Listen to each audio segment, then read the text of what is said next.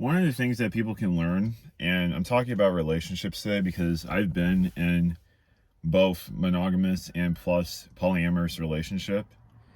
It's just I was in a polyamorous relationship from mid 2017, like late 2017 to like 2020. I was in this polyamorous relationship for 2.5 years. And it was with two women, gorgeous women. One was older, MILF mommy and stuff. The other one was, gorgeous blonde, who was 28 at the time. And it's just one of the things I keep stressing and I keep bringing up to people is the lack of communication that many monogamous couples have. And yes, it depends on your relationship. It depends on the kind of person that you are. If you support or suit monogamy or polyamory, whatever is the decision is up to you. As long as full mutual consent is brought between all parties, that is what matters. But one of the things I just have been saying, and I cannot stress enough, that people from monogamous relationships can actually learn, and I even say this to the LGBT community as well, who are in monogamous relationships, I can't stress enough in regards to open, concrete, brutally honest communication. Like, even if it hurts your partner's feelings, it needs to be brutally honest about where you stand, if anything has changed in the way in regards to how you feel in regards to a certain situation. And this is something that polyamorous couples and plus also swinging or or non-monogamous couples honestly basically thrive so greatly. Like, a lot of people will argue, oh, it's not going to work and this and that, polyamory and this and that is not going to work. Like, people will say that, and people will be like saying all these things and negative things about it, but it's like, it honestly depends on how you put it, because there are people who actually go into polyamorous relationships. Oh, I need to save my marriage, I need to save my relationships, or even swinging. Like, they'll go into swinging and they'll be like, oh, this might actually save our relationship or save our marriage. Like, these people, I'm friends with two of these people who are swingers. Like, these people, I'm going to just tell you this right now. These people have amazing community. Like, their relationships are so fucking incredible. Like, these people previously were monogamous. Let's just be honest, in regards to the transition. If a couple decides to consent towards non-monogamous relationship, these people have amazing relationships before they go into non-monogamy.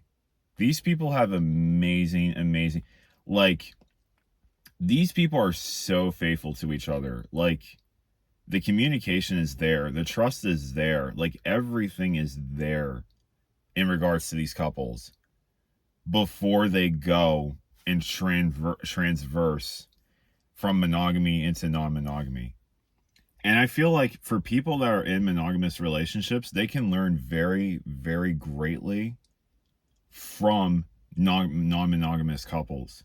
Like, I'm not saying you better make yourself polyamorous and this becomes, no, I'm not saying that at all. Like, relationship status does not mean character whatsoever. I mean, good character whatsoever. You can be a piece of shit and be in a monogamous or a non-monogamous relationship. Literally. I mean, I've seen it both hands, both ways, literally. But one thing that I'm basically just trying to put is that there are things that monogamous couples, like, I actually tell some of my friends who are in a monogamous relationship, you should become friends with swingers. You should become friends with non-monogamous people, because you might actually learn some things in regards to open, blunt, honest communication. Because I'm sorry to say this, a lot of people in monogamous relationships, they hide things. They hide a lot of things. They will hide a lot of things. Like, seriously, the communication is not there. People are afraid if they're going to offend or this or that. Like, you can say no offense. You can come to a prevail in regards as a couple. Like, that person needs to just sit with it and basically accept what it is, or the person can rebuttal what you are saying in an appropriate manner. that's honestly what it needs to be, because it's like I see so many couples, like I see so many monogamous couples just struggling, failing, just dried up sex, dried up communication, becoming roommates. Like, it's really, really sad. And it's like, you would think these people, because it's like, I've seen monogamous people who are like so fucking close with each other. And then all of a sudden, like having a kid completely changes the relationship dynamic. Or like there's a couple, I'm literally right across the street from my neighbors. There's a couple, they don't have kids. They don't have kids. They have a house, they have a business, they have family, they have like the wife, she works 50 hours a week. The husband works like bangs it out like 80, 90 hours a week. They're monogamous, like, okay? So in case if you're wondering, but these people don't have kids. And a lot of people would be like, oh, why don't they have kids? You know, like maybe that's the whole point of their marriage. The whole point of their marriage is they don't have kids. They're childless. They're a childless married couple. That's what they are. And some relationships are honestly better without kids. Some relationships, in regards to it, people keep that magic there. People are great couples without a child being there, especially with the rising cost of children and stuff. Like, here's the thing. Yes, I want kids, of course. But when I see these like right-wing men and these like traditional conservatives and types and stuff like that, we need to enforce monogamy as law over the land and stuff under Christ's rule. You know, when I see these right-wingers, I'm just like, who the fuck am I to literally tell people what to do or how to have sex or what to do in regards to their marital bed? Like, what am I supposed to do? Like, who am I supposed to do? Like, unless if I am invited there consensually, yeah, and that's a whole another fucking story and shit. But it's like people love telling people, especially on the right wing, people love telling people what to do in regards to their marriages. It's like, you don't know the fucking secret to their marriage. You don't fucking know these people. And when it comes to their intimacy, you don't. And it's like, it's none of these people's business. It's like, that's the thing. If a couple doesn't want to share with me their business, that's fine. That's completely up to them. Seriously. It's not my business. It's not like, that's what I believe in. So it's just like, when I see these people, you know, a lot of these reactionaries being like, we need to repeal the 19th and we need to take a woman's right to a bank account or a woman's right away from own.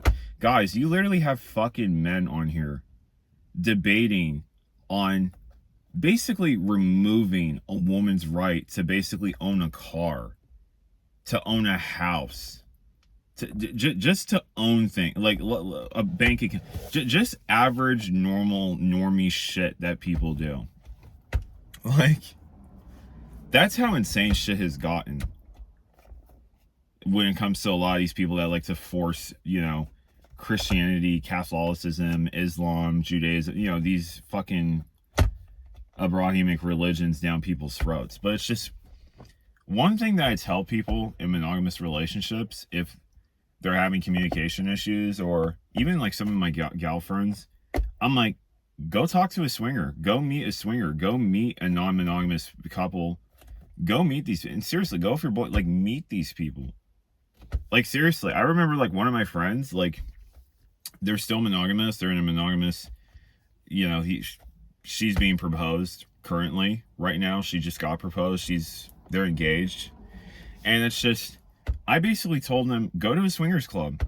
Like, don't have sex, don't do this, don't do that. Go to a swingers club, meet these people, see how they are, see how they communicate, see how they, and guess what? They went, they probably, you know, they paid an entry fee and stuff like that. They didn't do anything, but they met some really nice people. Like, they met some really, really nice people. Like, seriously. And they learned right there that it's like, basically communication is a must in a relationship. Because that's the thing, without open communication, you're blind. You're completely blind in a relationship. Like, what is there to show for? What is there to look for? Because it's just a a lot of these people just be like, oh, like they just, I'm gonna go to my room, and they become roommates in these relationships. So again, the thing of this video is this: I'm not forcing anybody. I'm monogamous, but I'm not forcing anybody. I'm not forcing anybody to become polyamorous. I'm not saying like, oh, you must become monogamous or you must become polyamorous. You must do this, you must do that. What I'm just saying is that there is something to learn from every freaking side. Like, not every side that you disagree with is inherently bad. Like, some good character quality traits in regards to polyamory are good. Just like some in regards to monogamy are good. Just like some that are bad traits in regards to monogamy or polyamory exist.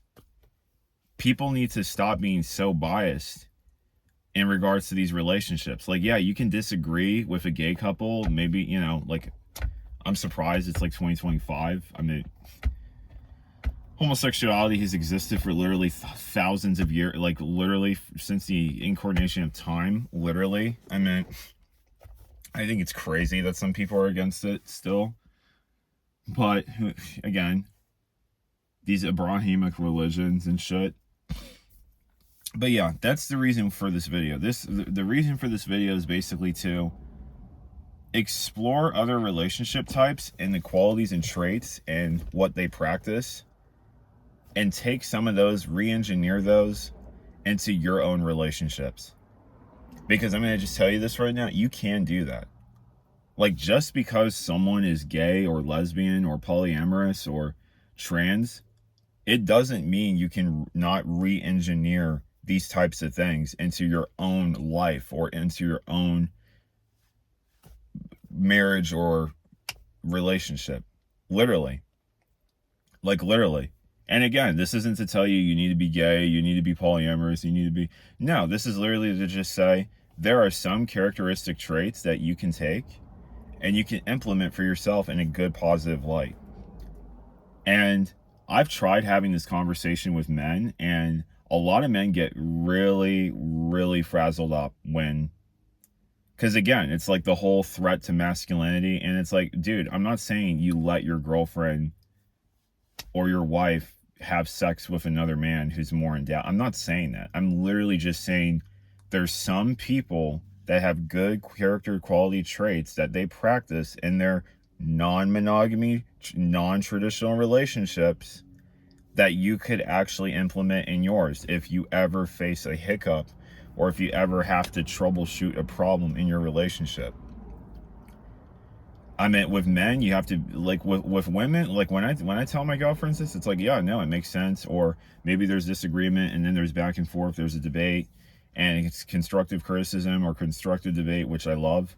But in regards to dudes, it's a hit or miss. It really is a hit or miss. It depends. Like, if he's consuming red pill content, I'm sorry to tell you this right now, again, you don't have to tell a dude to sleep with a woman. You don't have to say shit. Like, again, you're saying it from a specific point of taking traits from these relationships, implementing those positive attributes into your own relationship, and they can still cross you and critique you in a negative light. You know, like the beta male, the cock, and this and that, all these other things. And honestly, when men say that to other men, it's really just a it's a projection of themselves.